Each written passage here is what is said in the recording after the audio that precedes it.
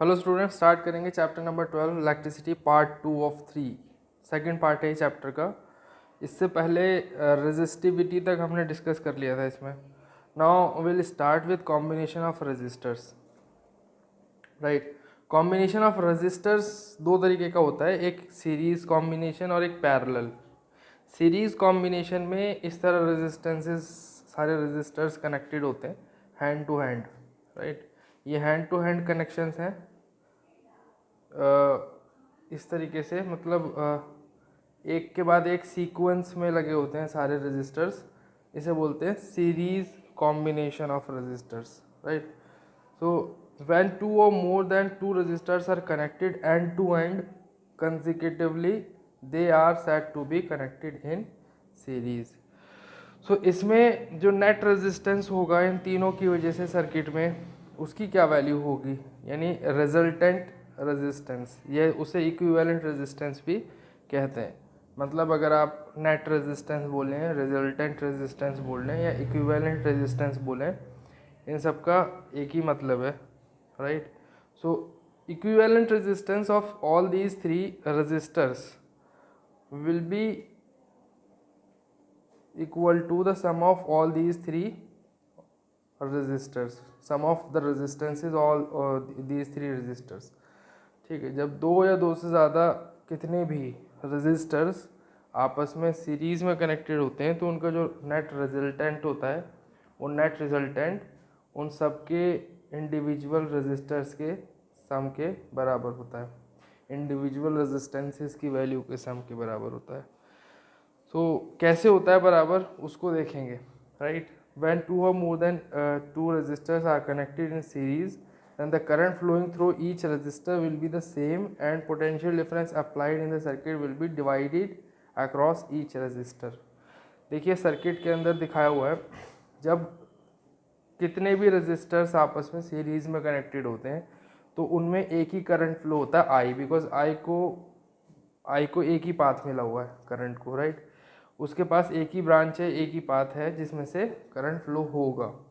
Right, लेकिन potential difference क्योंकि हर किसी रजिस्टर के एंड पॉइंट्स जो हैं, एंड टर्मिनल्स, वो डिफरेंट हैं, तो इसलिए उनके बीच में पोटेंशियल डिफरेंस भी डिफरेंट होगा। लेकिन वो जो पोटेंशियल डिफरेंस होगा वो टोटल या नेट पोटेंशियल डिफरेंस जो अप्लाई किया है सर्किट में उसी का पार्ट होगा। राइट, यानी सारे पोटेंशियल डिफरेंसेस जितने भी होंगे सबका सम जो होगा वो नेट पोटेंशियल डिफरेंस के बराबर होगा। And that potential difference is the potential difference of battery और the source which we have connected in the circuit. So जब हम V की वैल्यू देखेंगे, जो कैपिटल V है हमारा, ये वाला मेन पोटेंशियल डिफरेंस जो सर्किट में अप्लाई किया हमने, उसकी वैल्यू किसके बराबर आएगी, उसकी value sum of all the potential differences होगी। राइट, अब ओम्स लॉ के according V equal to I R होता है, तो इसी तरीके से V1 जो होगा पोटेंशियल डिफरेंस, उसकी वैल्यू होगी IR1, क्योंकि उसकी वैल्यू डिपेंड करेगी resistance of register number 1। Right, उसकी वैल्यू V1 की डिपेंड करेगी रेजिस्टेंस ऑफ रजिस्टर नंबर 1 पे। सिमिलरली V2 IR2 के इक्वल होगा और V3 IR3 के इक्वल होगा। अब इन वैल्यूज़ को अगर हम सब्सटीट्यूट कर दें V equal to V1 plus V2 plus V3 में, तो V की जगह IR लिखेंगे और V1 की जगह IR1, V2 की जगह IR2 और V3 को रिप्लेस करेंगे IR3 से। एंड उसके बाद अगर हम इसमें से I कॉमन ले लें, ठीक है, राइट हैंड साइड में से, तो हमें ये वैल्यू मिलेगी।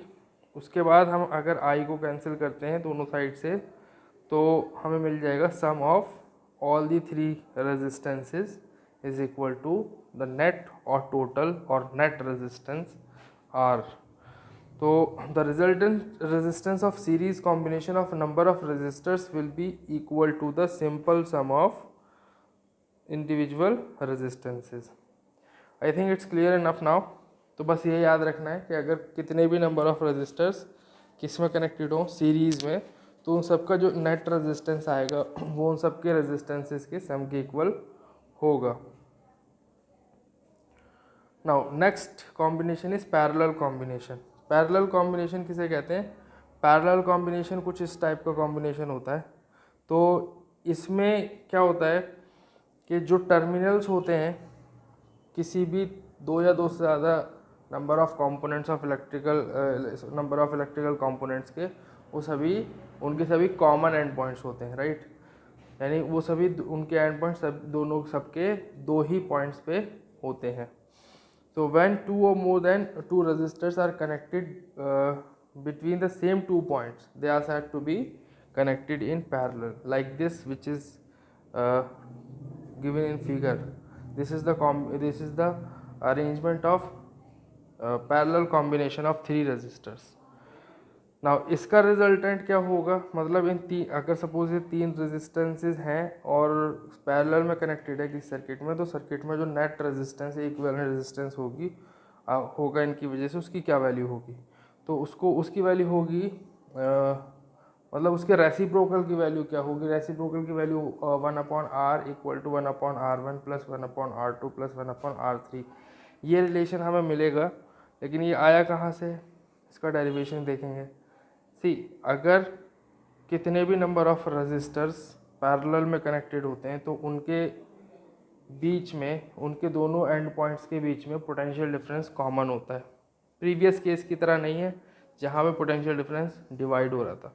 वहाँ पे पोटेंशियल डिफरेंस डिवाइड इसलिए हो रहा था क्योंकि हर रजिस्टर के एंड पॉइंट्स डिफरेंट थे, राइट। लेकिन यहाँ पे जो तीनों रजिस्टर्स हैं उनके एंड पॉइंट्स सेम हैं, राइट। उनके टर्मिनल सेम एंड पॉइंट्स पे हैं, राइट। ए और बी के बीच में है तीनों रेजिस्टर्स R1, R2 और R3, राइट। तो इसलिए पोटेंशियल डिफरेंस जो भी अप्लाई करेंगे हम इन तीनों के अक्रॉस सेम अप्लाई होगा, ठीक। जैसे हमने V वोल्ट की बैटरी लगाई है, ये V वोल्ट की battery potential difference V apply करेगी इस A और इस B टर्मिनल के अक्रॉस, राइट। तो ए और बी के अक्रॉस जब पोटेंशियल डिफरेंस V है तो इसका मतलब R1 के अक्रॉस भी V है, R2 के अक्रॉस भी V है और R3 के अक्रॉस भी V है। लेकिन यहाँ पे क्या है, करंट जो है नेट करंट I वो डिवाइड हो रहा है, क्योंकि I को क्या मिल रहा है, I को मिल रहा है जंक्शन, राइट। ए पे आके, यहाँ पे आके, इस पॉइंट पे आके 3 इसको ब्रांच मिल गई, एक ये वाली, एक ये वाली और एक ये वाली।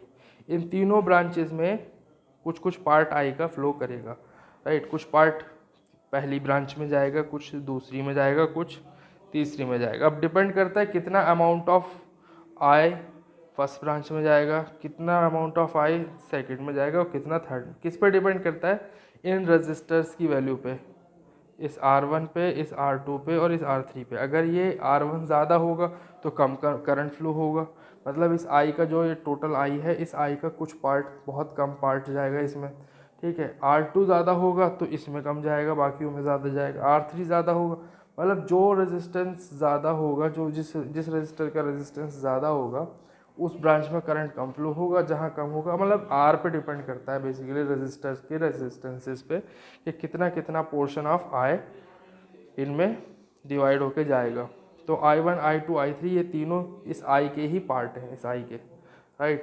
तो I की जो वैल्यू है, टोटल करंट की वैल्यू, वो किसके बराबर है, इन तीनों इंडिविजुअल करंट्स के सम के बराबर है, I1, I2, I3 के सम के। जैसे वहाँ पे पीछे प्रीवियस केस में जो नेट और टोटल पोटेंशियल डिफरेंस था उसकी वैल्यू किसके बराबर थी, V1, V2, V3 इन तीनों के सम के बराबर थी, यानी हर पोटेंशियल डिफरेंस के सम के बराबर थी, ठीक है, नेट पोटेंशियल डिफरेंस की वैल्यू। यहाँ पे सिमिलरली नेट करंट जो है, टोटल करंट, इसकी वैल्यू इन तीनों इंडिविजुअल करंट्स के वैल्यू के सम के बराबर। जैसे यहाँ पे लिखा हुआ है I is equal to I1, I2 plus I3, I equal to I1 plus I2 plus I3। Now Ohm's law के अकॉर्डिंग V की वैल्यू होती है IR, तो I की वैल्यू की V/R। सिमिलरली I1 की वैल्यू V/R1, I2 की value V/R2 और I3 की वैल्यू V/R3। तो ये तीनों वैल्यूज़, एक ये और ये चारों वैल्यूज़ अगर हम इसमें रिप्लेस कर दें इस वाले रिलेशन में, तो हमें कुछ इस तरह मिलेगा, राइट। तो I की जगह क्या V/R, I1 की जगह V/R1 प्लस I2 की जगह V/R2 प्लस I3 की जगह V/R3। अगर यहाँ से हम V कॉमन ले लें ऊपर से, न्यूमरेटर्स में से RHS पार्ट के, तो v कैंसिल हो जाएगा, हमें ये रिलेशन मिलेगा जो मैंने इनिशियली बता दिया था स्टार्टिंग में कि रेसिप्रोकल ऑफ नेट और equivalent resistance is equal to sum of reciprocals of all individual resistances. So इससे हमें हमें क्या मिल जाएगा, हमें R मिल जाएगा, है ना। ये है इक्विवेलेंट रेजिस्टेंस R जो डिनोमिनेटर में है। तो इसका 1/R की जो भी वैल्यू आएगी उसको रेसिप्रोकेट कर देंगे, हमें मिल जाएगी R की वैल्यू, राइट। तो क्या लिखा है मैंने कंक्लूजन में, the reciprocal of the resultant resistance of parallel combination of number of resistors will be equal to the sum of reciprocals of individual resistances connected in parallel, right. Now इस पे based question है, क्या है problem, numerical है। A battery of 9 volt is connected in series with resistors of 0.2, 0.3, 0.4, 0.5 and 12 ohm respectively. How much current would flow through 12 ohm resistor? अगर ये चारों पांचों रेजिस्टेंसेस अगर किस में है, सीरीज में है, तो जितना करंट एक में जाएगा उतना ही सभी में जाएगा। यानी जितना 0.2 ओम के रेजिस्टर से करंट पास होगा उतना ही 0.3 के, उतना ही 0.4 के, उतना ही 0.5 के, उतना ही 12 ओम के रेजिस्टर से। सेपरेटली 12 ओम के रेजिस्टर से क्या करंट फ्लो करेगा ये पूछा है क्वेश्चन ने, तो सिर्फ ये खाली कंफ्यूज करने के लिए पूछा है, बट होना ये चाहिए, मतलब करंट कितना फ्लो होगा, करंट सब में इक्वल फ्लो होगा, तो 12 में भी वही होगा जो सब में होगा, राइट। तो सब में ही कितना होगा, अब सब में डिपेंड करता है किस पे, इक्विवेलेंट या नेट रेजिस्टेंस पे। इन सारे रेजिस्टर्स के कॉम्बिनेशन की वजह से सर्किट में जो नेट रेजिस्टेंस आएगा उस रेजिस्टेंस की वैल्यू पर डिपेंड करता है उसमें करंट कितना फ्लो होगा। तो पहले तो हम इन सारे रेजिस्टर के रेजिस्टेंसेस क्या निकालेंगे, इन सब का इक्विवेलेंट रेजिस्टेंस निकालेंगे। उसके बाद पोटेंशियल डिफरेंस 9 वोल्ट यूज़ करके ओम्स लॉ की हेल्प से क्या करेंगे, हम करंट फ्लो फाइंड कर लेंगे, वही करंट सभी में से फ्लो करेगा और 12 में से भी, 12 ओम में से भी करेगा। सबसे पहले हमने क्या किया यहाँ पे, सबसे पहले हमने नेट रेजिस्टेंस की वैल्यू निकाली है जो किसके बराबर आएगी, simple sum of all individual resistances के बराबर आएगी और आई है 13.4 ओम, राइट। अब इसे यूज़ करके और पोटेंशियल डिफरेंस 9 वोल्ट यूज़ करके हमें ओम्स लॉ लगाना है और हमें क्या मिल जाएगा, V equal to I R से हमें ये मिल जाएगा I, राइट। I की वैल्यू आ गई 0.671 ampere. Now it's clear enough I think. Similarly यहाँ पे एक प्रॉब्लम है, ठीक, ये भी NCERT का है, ठीक। तो इसमें सॉल्यूशन किया हुआ मैंने, an electric lamp of 100 ohm, a toaster of resistance 50 ohm and a water filter of resistance 500 ohm are connected in parallel to a 220 volt source. What is the resistance of an electric iron you connected to the same source that takes as much current as all three appliances and what is the current through it? तो आपको क्या निकालना है, सबसे पहले हम क्या निकालना है, रेजिस्टेंस निकालना है इलेक्ट्रिक आयरन का जो इन तीनों की जगह पे लगेगा, किस किस की जगह पे, इलेक्ट्रिक लैम्प की, टोस्टर की और वाटर फिल्टर की जगह पे। और ये तीनों किस में कनेक्टेड है, ये तीनों पैरेलल में कनेक्टेड है। तो इन तीनों का पैरेलल कॉम्बिनेशन का जो इक्विवेलेंट रेजिस्टेंस आएगा वही रेजिस्टेंस इलेक्ट्रिक आयरन का रेजिस्टेंस होना चाहिए।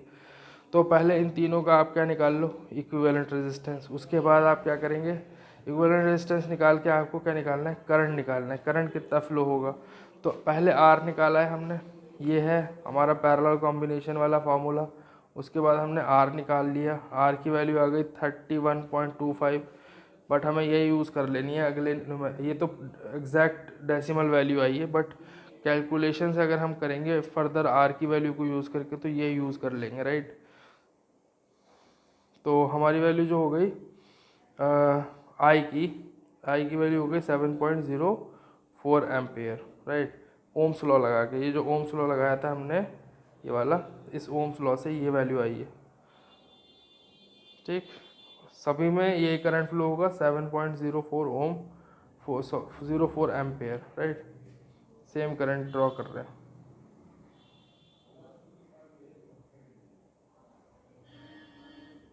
So I think it's clear enough now and that's it for today. We'll discuss further in next class. ये न्यूमेरिकल्स प्रैक्टिस कर लेने जितने भी बुक के अंदर NCERT में दिए हुए हैं, किस पे based, in parallel and series combination पे बेस्ड, और इसके आगे देखेंगे नेक्स्ट क्लास में। Thank you very much.